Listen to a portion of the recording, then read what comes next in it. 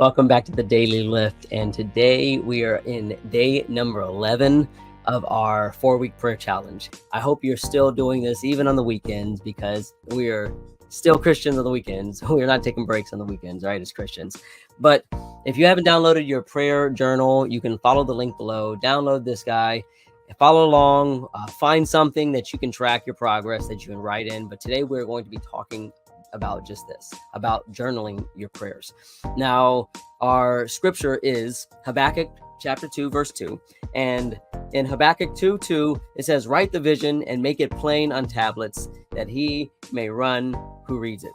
Now, this here is doesn't directly apply to this, but in the context of what we're talking about here, when we write things down, it articulates it and makes it plain so the one who is reading these things can understand it and discharge those orders or instructions. But in our case, we are looking at what we're journaling, and we are able to do several things. And for me, I get at least 3 wonderful things out of journaling my prayers.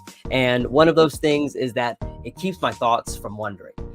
So many times when I pray, I struggle with staying on task and even continuing my prayers. I'll start having a conversation with myself rather than God. And then all of a sudden, I'm thinking about all the things I have to do or whatever it may be. And so when I'm writing these things down, if I get interrupted, if I have a rabbit hole thought that I follow or gets me distracted and derailed, I can look right back at the last words that I wrote, and I can pick up right there, because boom, I know exactly what I'm going to say from there, even if I get distracted. Whereas if I am praying, just thinking these things in my head, sometimes it's hard to get back to wherever it was that we were trying to get to.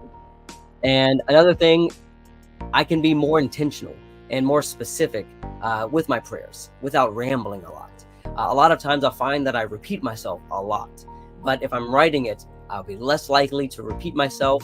I can focus specifically on specific tasks, specific people, specific things that I'm trying to accomplish, problems that I'm trying to solve. I can specifically focus on the attributes of God, whatever it may be. I can use journaling to keep myself articulate, keep myself from rambling. And lastly, I think that the prayer journal helps me track my progress.